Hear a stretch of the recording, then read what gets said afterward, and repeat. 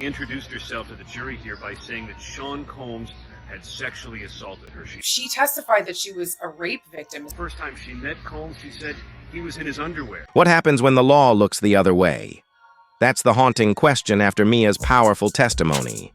She alleged that music mogul Diddy not only committed horrific acts, but also wielded influence over the LAPD, possibly shielding him from justice for years. These shocking claims have rocked Hollywood, raising concerns about corruption, power, and accountability in both the entertainment industry and law enforcement.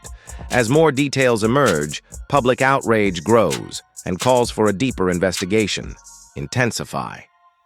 Could the very power Diddy once used to protect himself now become the force that leads to his downfall? This case is far from over, and its impact could be historic. No idea how it's possible, and I'm sure Mia is probably panicking in this moment in time. Like, are people stalking her on the internet trying to figure out her identity? She testified that she was a rape victim, essentially. There's rape shield laws that exist to try to protect people in her position, and so this is really getting very nerve-wracking probably for her, and just absurd for the courtroom. Yeah, this testimony today was from a woman who was testifying under the name Mia. The judge said this is a pseudonym, and that no one was to record her. She was, they wanted to keep her anonymity.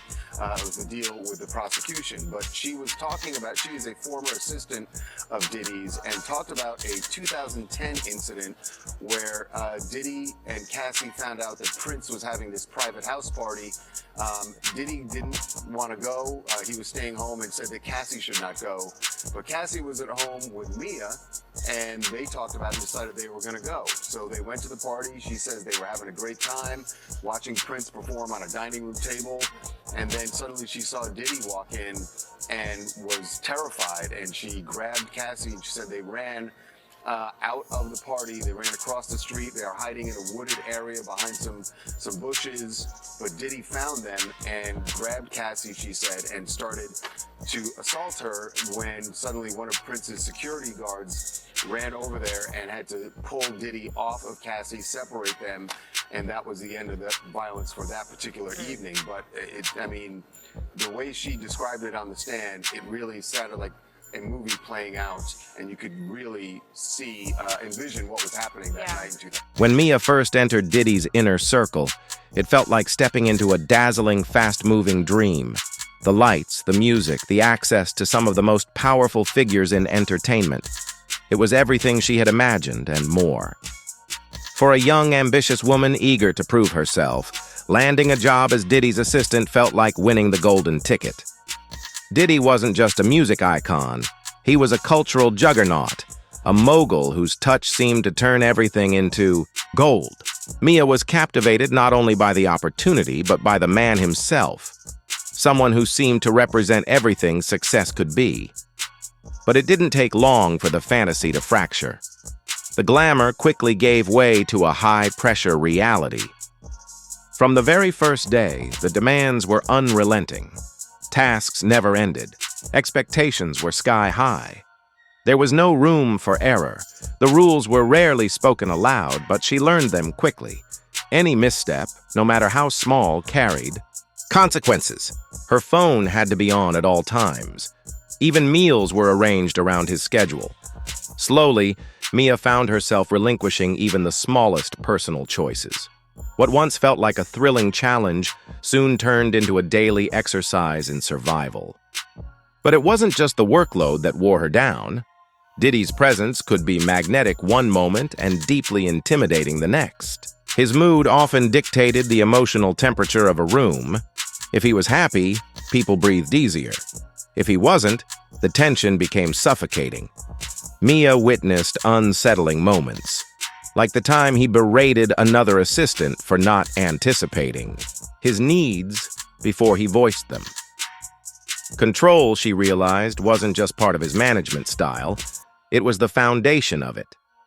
He kept close tabs on his employees, always asking where they were going, who they were talking to. At first, it felt like tight management, then it began to feel invasive. He made personal comments about their clothes, their online presence, blurring the lines between professionalism and domination. It wasn't just oversight, it was surveillance. The breaking point came one night, a night Mia would later describe as the moment everything changed. She had prior commitments, but Diddy insisted she accompany him to a private event. She protested gently. It didn't matter. He didn't yell. He didn't have to. A single look made it clear. Her resistance wasn't just unwelcome. It was meaningless. She went. Nothing explicit happened that night. But something within her shifted. For the first time, she began to fully grasp the weight of his control, not just as a boss, but as someone who expected unquestioning obedience. What had started as a dream job was now beginning to feel like something far more insidious. And as Mia would later reveal, this night marked only the beginning of a much darker descent. I don't think so. I think that would be like the best appeal point ever on the side of the defense. I think the case gets overturned because you're violating the confrontation clause. You know, you're taking away Diddy's right to confront his accuser, especially because she's already given all of the testimony that was apparently positive for the prosecution, and then cutting her off before even one question could be asked by or maybe not one, but you know, the full cross-examination be completed. I think it gets overturned. What do you think the judge is going to do here? I mean, do you think the judge is first of all, can the judge order an investigation into this? And also, Tyler, do you think the judge is going to allow this piece of evidence in? If we're reading this correctly through the transcript, that this is a situation where she might be faking the way she's speaking on the stand, feels like relevant evidence for cross-examination, but at the same time, the way they're getting it and the issue of her identity being revealed, A, can the judge order some sort of investigation here, and B, you think he's going to allow this video in? Well, it's probably 3 o'clock right now, or close to 2 o'clock. If I was the judge, which I'm not, I think this would be a good time to let's see what this video looks like. Let's see what the testimony will be given, what examination questions will be asked by the defense. Let's break for the day, and he'll make his ruling and start on Monday fresh, whether this video is going to be allowed in or not allowed in. I think that would be a good way for the court to explore, you know, the potential pitfalls here, see how the defense is going to authenticate this video.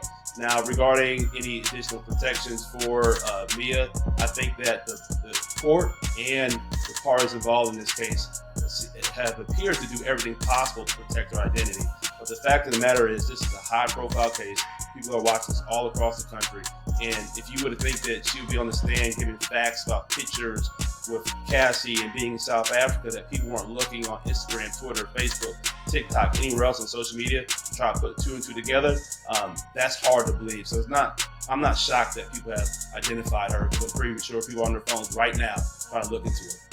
Yeah, they're not going to allow the video in. They were saying that there's been substantial social media posts already admitted into evidence showing that Mia has been in communications and contact with Mr. Combs, and that she said things like, "I love you, you're a mentor," and things of that nature. But it sounds like this video, the defense believes this is going to be some strong evidence. I'm pretty sure they're going to want their objections noted for the record, so this could be issued on appeal if this is highly prejudicial for Mr. Combs' case. Well, Serena, I mean, it seems like they're saying we're using it for a different purpose. We're not trying to suggest, hey, she's making up the story because look at, positive posts she's making about Sean Combs. But no, this video shows she's not talking the same affect that she is on the stand. So it seems, if I'm understanding correctly, they're trying to use this video for a different kind of impeachment.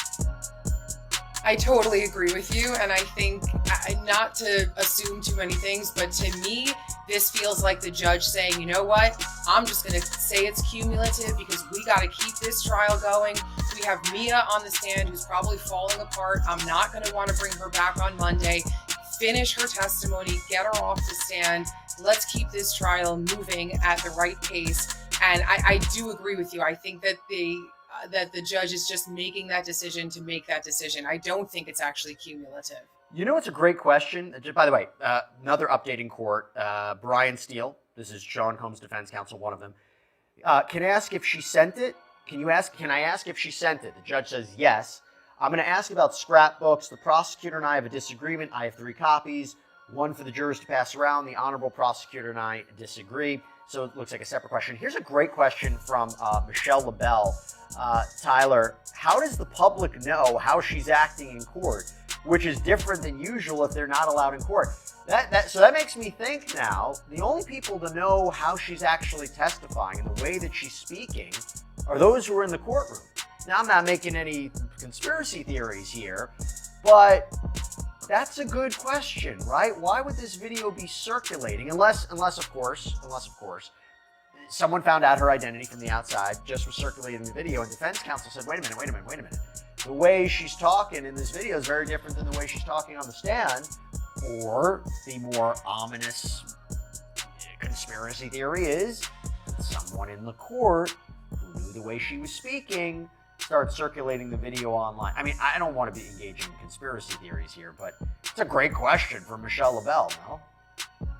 Yeah, it's a great question. But one thing that Mr. Combs' defense lawyer just said is, can I ask her if she sent it? Now, if they're referencing the video that he wants to ask her if she sent it, they must know who she sent the video. The courtroom fell silent as Mia took the stand. Her voice was steady, but it carried the weight of someone reliving deep, personal pain. She recounted a night from years ago during her time as an assistant, an evening when everything she feared about her working environment became horrifyingly real. According to her testimony, Diddy had summoned her to his private residence late at night. While it wasn't unusual for him to call at odd hours, this time felt different. There was a pressure, an unspoken tension that blurred the lines of choice. That night, Mia testified, "Diddy raped me." She described feeling trapped, physically, mentally, emotionally. Disobedience, she explained, wasn't just frowned upon, it felt dangerous. Working for someone like Diddy meant living in a world where his approval was everything, where no was never truly an option. She spoke of a culture where consequences for resistance were sharp, whether clearly stated or quietly implied. Messages were sent through looks, tone, and silence. Through her testimony, vivid images emerged. The dim lighting of the room, the sound of her own footsteps echoing as she was led inside, the way her body instinctively tensed when his demeanor shifted from casual to threatening. She described how she froze, her mind dissociating, her body shutting down as the assault happened. She had tried to convince herself it wasn't real, even as it was unfolding. Fear paralyzed her, not just fear of him, but of the immense power he held, both inside that room and far beyond it. Experts in trauma often explain this type of reaction as a survival mechanism. Many survivors detach from the moment in order to endure it. Mia's account reflected this. Her voice sharpened when she spoke of tears she hadn't realized were falling at the time. The brain, she noted, can bury details until they grow too heavy to contain. That's why, she said, it took her years to fully process what happened, and even longer to speak about it.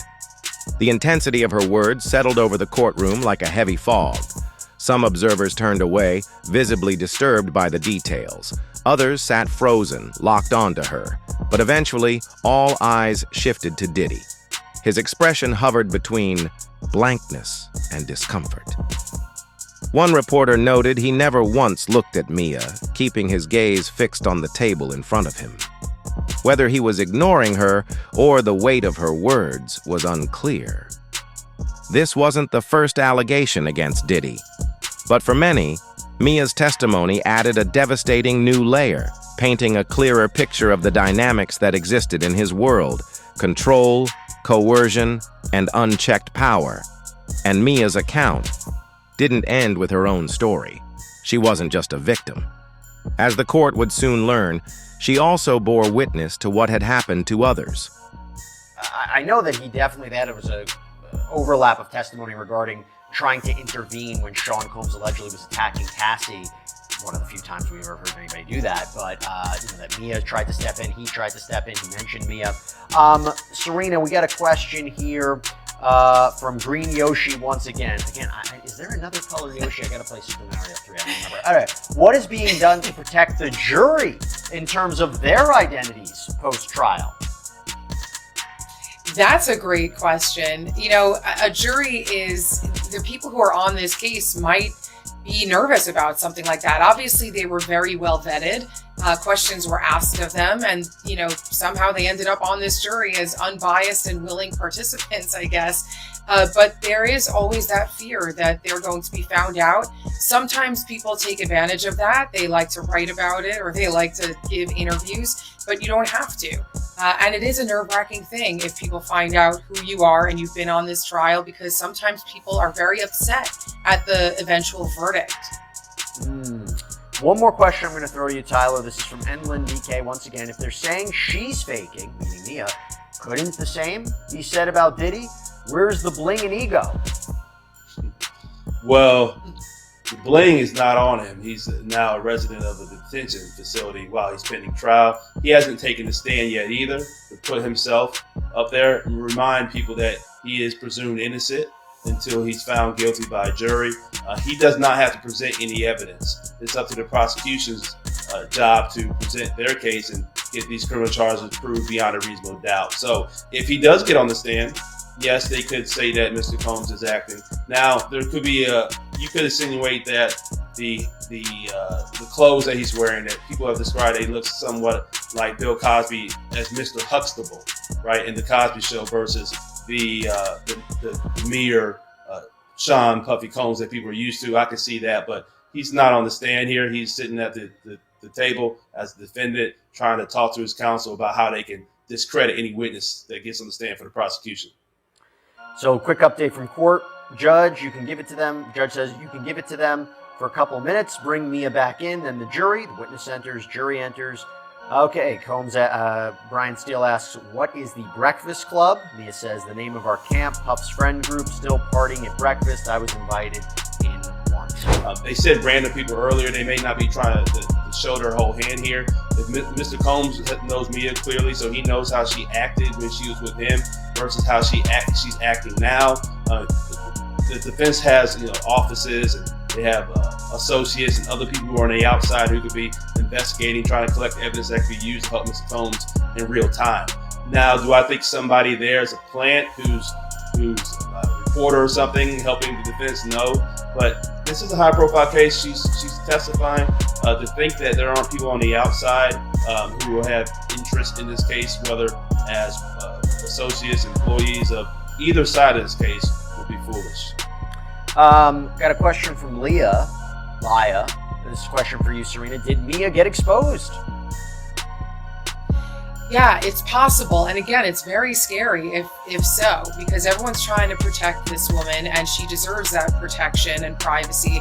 But as we've been saying, it is still a somewhat public trial. There are going to be not only people in the courtroom, but online sleuths. I mean, even the court drawing, though her face is blurred out, we can tell her race, we can tell her hair color, we can tell her stature.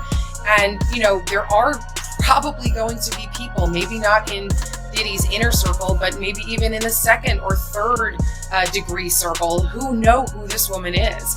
And so to think that she has complete anonymity in today's day and age with, online sleuthing and just the ability to find things out about people, it's just so easy today. So I do think that someone figured out who she was. We'll get a question from Melissa Budas. This is for you, Tyler. Didn't the previous witness, the stylist, so Deontay Nash, confirm a lot of Mia's testimony? He confirmed a lot of her testimony, and everybody that the prosecution is calling as witness, their testimony is meant to build on each other. Think about the witnesses that led up to Kid Cudi testifying. Then you had Deontay Nash who testified a couple days ago, and now Mia who's testifying now. So the prosecution is not calling witnesses, and they're going to be surprised at what they say. They have an idea of what they're going to say, and they want to present this case methodically in a way they want. That's the whole point of planning the trial and presenting your case in a way that's going to... Mia's testimony didn't stop at recounting her own experiences. In a pivotal moment, she told the court she had also witnessed Sean Diddy Combs exhibiting aggressive and violent behavior toward others. including a disturbing incident involving Cassie, whose real name is Cassie Ventura. As Mia described the scene, the courtroom fell into a heavy silence. Her account painted a vivid and unsettling picture of the dynamic between Diddy and Cassie, a relationship long surrounded by public speculation and rumors of toxicity. According to Mia, the incident took place during a private gathering at one of Diddy's homes. The night began as expected, filled with music, dim lighting, and a rotating entourage drifting from room to room. But things quickly took a dark turn. Mia testified that Diddy and Cassie began arguing in front of a small group of people. She couldn't recall what sparked the confrontation, but said Diddy's tone grew increasingly sharp and aggressive with each word. Then came what Mia described as a violent outburst. She testified that Diddy struck Cassie with an open hand, a slap so loud it brought the room to a halt. Cassie stumbled backward, clutching her face, visibly shaken. The room went silent. No one moved, not even Mia. Everyone froze, paralyzed by fear or complicity.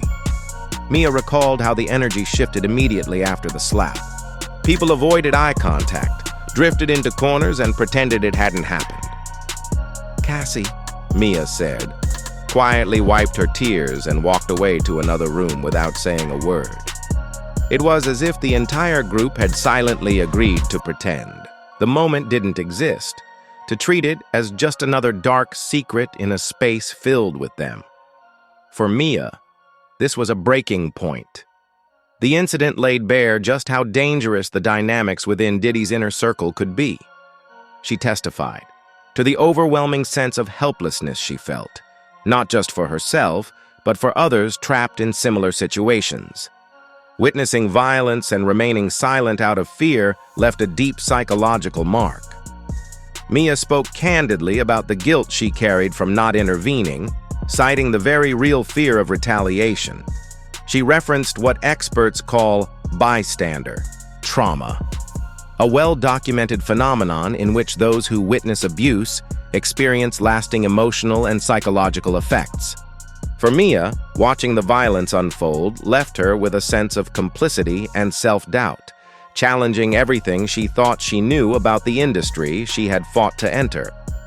Her testimony added critical weight to the case. It wasn't just about her own suffering. It was about a disturbing pattern of control and abuse. By sharing what she had witnessed, particularly involving Cassie, Mia strengthened her own credibility and revealed a broader, more systemic problem. She painted a picture of Diddy as a man who maintained power through fear and silence. This incident, according to Mia, was not isolated.